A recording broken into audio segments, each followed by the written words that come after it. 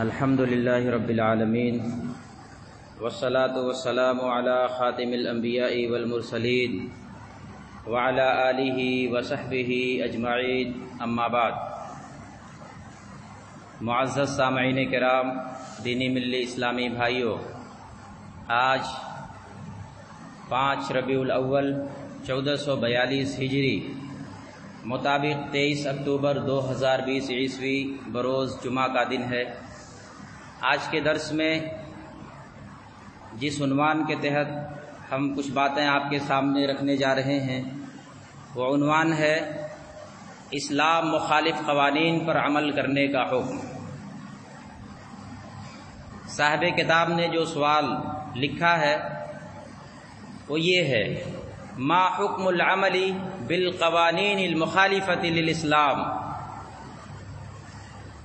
یعنی اسلام کے مخالف قوانین پر عمل کرنے کا کیا حکم ہے؟ العمل بالقوانین المخالفۃ للاسلام کفر، اس کا جواب یہ دیا ہے انہوں نے کہ اسلام کے مخالف قوانین پر عمل کرنا یہ کفر ہے۔ وَإِذَا أَجَازَهَا أَوْ اعْتَقَدَ صَلَاحِيَّتَهَا، اگر کوئی شخص اسلام کے مخالف قوانین کو جائز سمجھے اور اس کو درست اور صحیح تسلیم کرے، یخرج من الاسلام، تو ایسا انسان اسلام سے خارج ہو جاتا ہے۔ اللہ تعالیٰ نے سورۃ المائدہ کی آیت نمبر 44 کے اندر فرمایا: انا انزلنا التوراۃ فیہا ھدی ونور، بے شک ہم نے تورات نازل فرمائی جس میں ہدایت اور روشنی ہے۔ جس طرح قرآن ایک آسمانی کتاب ہے، اسی طرح تورات بھی ایک آسمانی کتاب ہے جو اللہ کے ایک جلیل القدر پیغمبر حضرت موسیٰ علیہ السلام پر نازل کیا گیا۔ یہ الگ بات ہے کہ آج تورات اپنی اصلی شکل میں موجود نہیں ہے، لیکن یہ بھی ایک آسمانی کتاب ہے جس کے اندر تحریف کیا گیا ہے، رد و بدل کیا گیا ہے۔ وہ کتاب جس شکل میں نازل کی گئی تھی اس شکل میں آج موجود نہیں ہے۔ تو اللہ تعالیٰ نے فرمایا اس کتاب کے اندر ہدایت اور روشنی ہے۔ آیت کے اس ٹکڑے میں ہدایت سے مراد احکام شرعیہ ہیں اور نور سے مراد اصول، ضابطے اور عقائد ہیں۔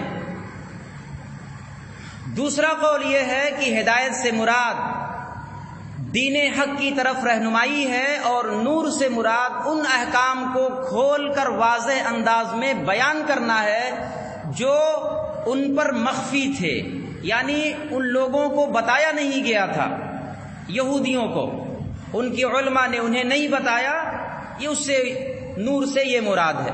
یحکم بها النبیون الذین اسلموا للذین ہادوا والربانیون والاحبار، اسی تورات کے مطابق ان کے انبیاء اور وہ لوگ جو اللہ کے فرما بردار تھے یہودیوں کو حکم دیتے تھے، اور ان کے مشائخ اور علماء بھی اسی تورات کی روشنی میں مسئلہ بیان کرتے تھے۔ یعنی تورات میں ایسا عظیم الشان دستور العمل اور عین ہدایت ہے کہ بنی اسرائیل کے انبیاء اور پیغمبر اور ان کے علماء برابر اسی کے مطابق حکم دیتے رہے اور ان کے نزاعات اور ان کے آپسی جھگڑوں کے فیصلے کرتے رہے۔ بمس تحفظوا من کتاب اللہ، اور وہ لوگ اللہ کی کتاب تورات کے نگہبان مقرر کیے گئے تھے۔ وَكَانُوا عَلَيْهِ شُهَدَاءَ، اور وہ لوگ اس پر گواہ بھی تھے، یعنی بنی اسرائیل کے علماء کو تورات کی حفاظت کا ذمہ دار بنایا گیا تھا۔ قرآن کریم کی طرح انا نحن نزلنا الذکر وانا لہ لحافظون کا وعدہ نہیں دیا گیا۔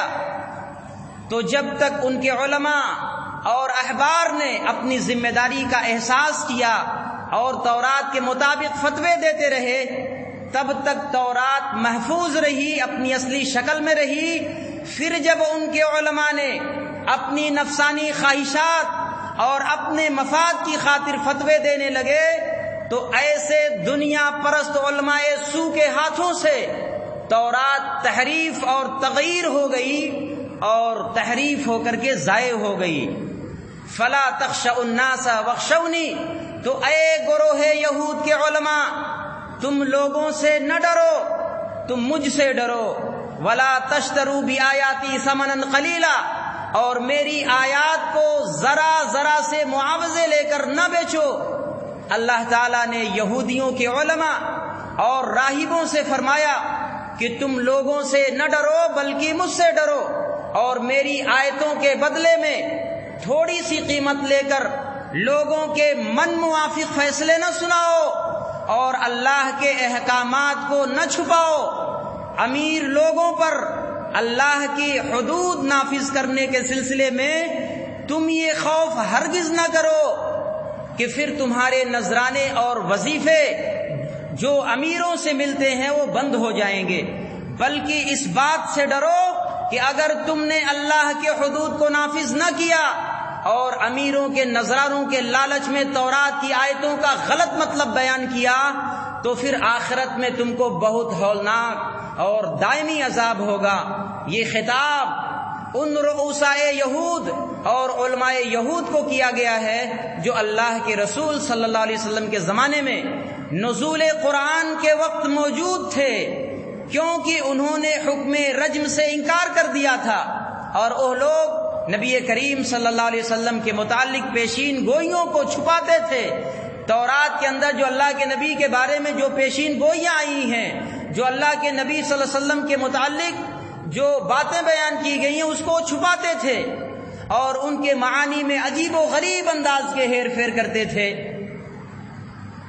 تو ایک جو واقع رجم ہے، رجم کا انہوں نے جو انکار کیا تھا، وہ ایک پوری لمبی روایت سنن ابی داؤد کے اندر کتاب الحدود کی 4450 نمبر کی روایت کے اندر وہ پوری تفصیل موجود ہے کہ ایک یہودی مرد اور ایک یہودیہ عورت نے زنا کا ارتکاب کر لیا، تو ان کے کچھ لوگوں نے، یہودیوں کے کچھ لوگوں نے کہا کہ چلو اللہ کے نبی سے فیصلہ لیتے ہیں۔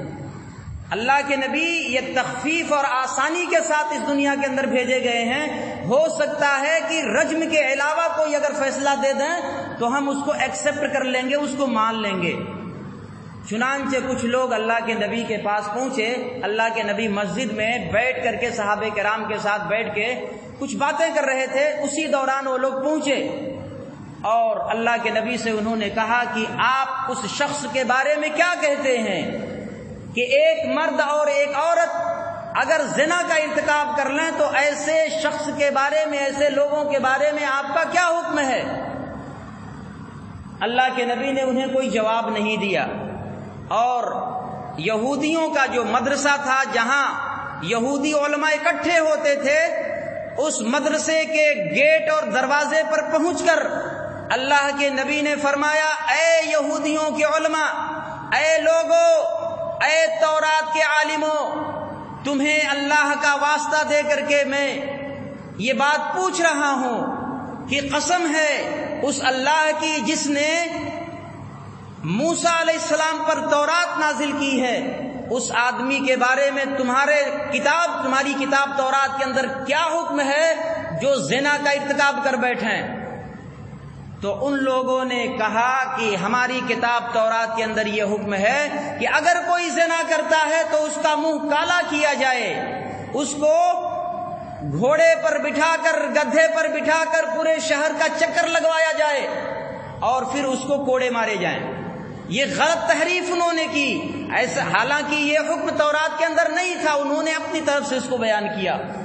ایک عالم، یہودیوں کا ایک عالم چپ چاپ بیٹھا تھا، اللہ کے نبی نے اس کو بھانپ لیا اور اس کو سختی کے ساتھ قسم دے کر کے کہا کہ تم بتاؤ کہ تمہاری کتاب کے اندر اس ایسے شخص کے بارے میں کیا حکم ہے؟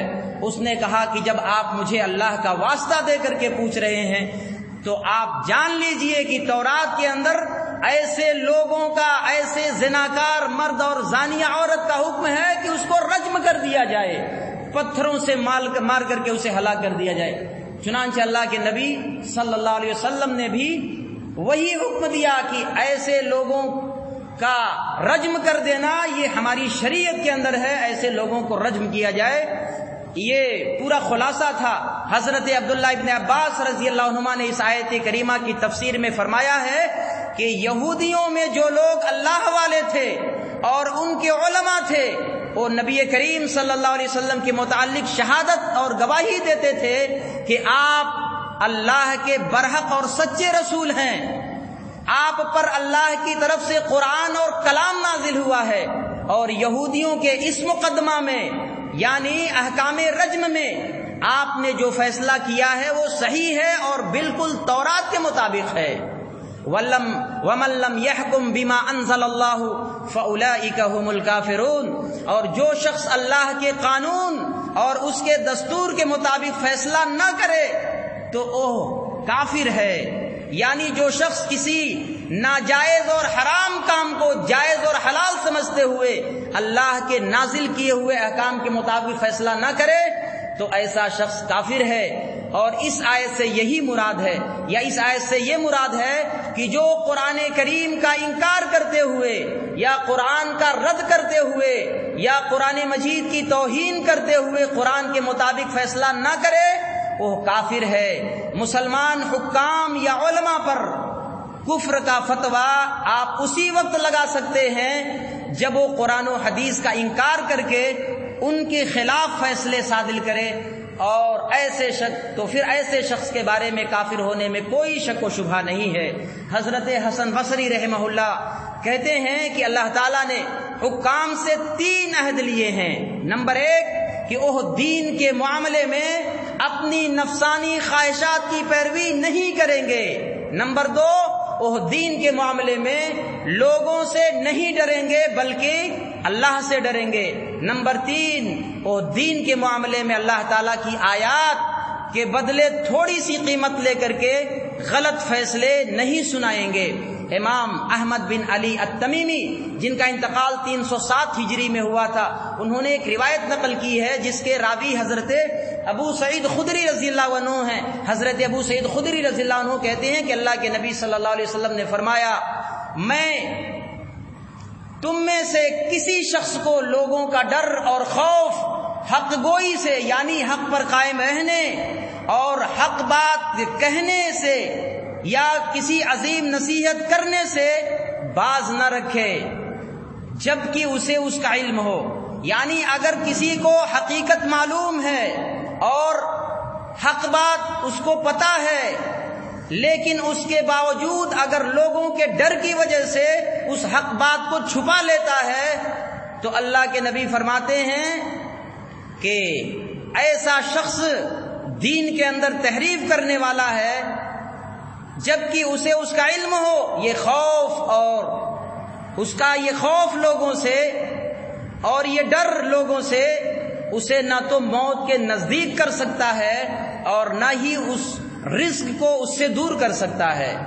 جو لوگوں کے ڈر کی وجہ سے کہ اگر میں ان کے خلاف فیصلے دوں گا تو ان کی طرف سے جو ہمیں نذرانے ملتے ہیں، جو ہمیں جن کے ذریعے سے ہماری زندگی کا گزر بسر ہو رہا ہے، پھر وہ بند ہو جائے گا وہ سلسلہ۔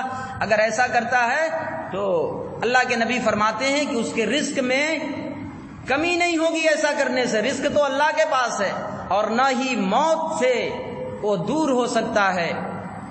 یہ روایت مسند ابو یعلا کے اندر 1411 نمبر پر موجود ہے۔ سنن ابن ماجہ کتاب الفتن باب العقوبات کی روایت ہے، 4019 نمبر کی حدیث ہے۔ حضرت عبداللہ ابن عمر رضی اللہ عنہما کہتے ہیں، اقبل علینا رسول اللہ صلی اللہ علیہ وسلم فقال، حضرت عبداللہ ابن عمر رضی اللہ عنہما کہتے ہیں کہ رسول اللہ صلی اللہ علیہ وسلم ہماری طرف متوجہ ہو کر کے فرمایا، یا معشر المہاجرین، اے مہاجرین کی جماعت، اذا ابتلیتم بہن خمس، اذا ابتلیتم بہن 5 چیزیں ایسی ہیں کہ جب تم ان میں مبتلا ہو جاؤ گے، وَأَعُوذُ بِاللَّهِ أَن تُدْرِكُوهُنَّ، اور میں اللہ کی پناہ چاہتا ہوں اس بات سے کہ تم اس میں مبتلا ہو. لم تظہر الفاحشۃ فی قوم قط حتی یعلنوا بها الا فشا فیہم الطاعون والاوجاع التي لم تکن مضت فی اسلافہم الذین مضوا. وہ 5 چیزیں یہ ہیں. نمبر 1، جب کسی قوم میں اعلانیہ فحشکاری، فسق و فجور اور زناکاری ہونے لگتی ہے تو ان میں طاعون کی بیماری پھیل جاتی ہے اور ایسی بیماریاں پھوٹ پڑتی ہیں جو ان سے پہلے کے لوگوں میں نہ تھیں. وَلَمْ يَنْقُصُوا الْمِيكَالَ وَالْمِيزَانَ إِلَّا أُخِذُوا بِالسِّنِينَ وَشِدَّةِ الْمَعُونَةِ وَجَوْرِ السُّلْطَانِ عَلَيْهِمْ. نمبر 2، جب لوگ ناپ تول میں کمی کرنے لگ جاتے ہیں تو وہ قحط سالی، معاشی تنگی اور اپنے حکمرانوں کی زیادتی کا شکار ہو جاتے ہیں. وَلَمْ يَمْنَعُوا زَكَاةَ أَمْوَالِهِمْ مُنِعُوا الْقَطْرَ مِنَ السَّمَاءِ. نمبر 3، جب لوگ اپنے مالوں کی زکوٰۃ ادا نہیں کرتے تو اللہ تعالیٰ آسمان سے بارش کو روک لیتا ہے. وَلَوْلَا الْبَهَائِمُ لَمْ يُمْطَرُوا. اگر اس روئے زمین کے اوپر چوپائے نہ ہوتے تو آسمان سے پانی کا ایک قطرہ بھی نہ گرتا. وَلَمْ يَنْقُضُوا عَهْدَ اللَّهِ وَعَهْدَ رَسُولِهِ إِلَّا سَلَّطَ اللَّهُ عَلَيْهِمْ عَدُوًّا مِّنْ غَيْرِهِمْ. نمبر 4، جب لوگ اللہ اور اس کے رسول کے عہد و پیمان کو توڑ دیتے ہیں تو اللہ تعالیٰ ان لوگوں پر ان کے علاوہ لوگوں میں سے کسی دشمن کو مسلط کر دیتا ہے، حاکم بنا دیتا ہے. فَأَخَذُوا بَعْضَ مَا فِي أَيْدِيهِمْ. اور وہ ظالم حکمران جو کچھ ان کے پاس ہوتا ہے اسے چھین لیتے ہیں. اب یہ چھیننے کی مختلف شکلیں ہو سکتی ہیں. وَمَا لَمْ تَحْكُمْ أَئِمَّتُهُمْ بِكِتَابِ اللَّهِ. نمبر 5، جب ان کے حکمران اللہ تعالیٰ کی کتاب کے مطابق فیصلے نہیں کرتے. وَيَتَخَيَّرُوا مِمَّا أَنزَلَ اللَّهُ. اور اللہ نے جو کچھ نازل کیا ہے، جو احکام نازل کیے ہیں، اس احکام کو اختیار نہیں کرتے. إِلَّا جَعَلَ اللَّهُ بَأْسَهُمْ بَيْنَهُمْ.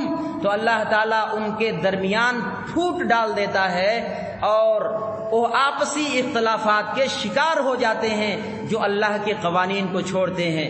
میرے بھائیوں، ان تمام باتوں کا خلاصہ یہ ہے کہ ہمارا مذہب اسلام یہ اللہ کا سب سے پسندیدہ اور بہترین دین ہے.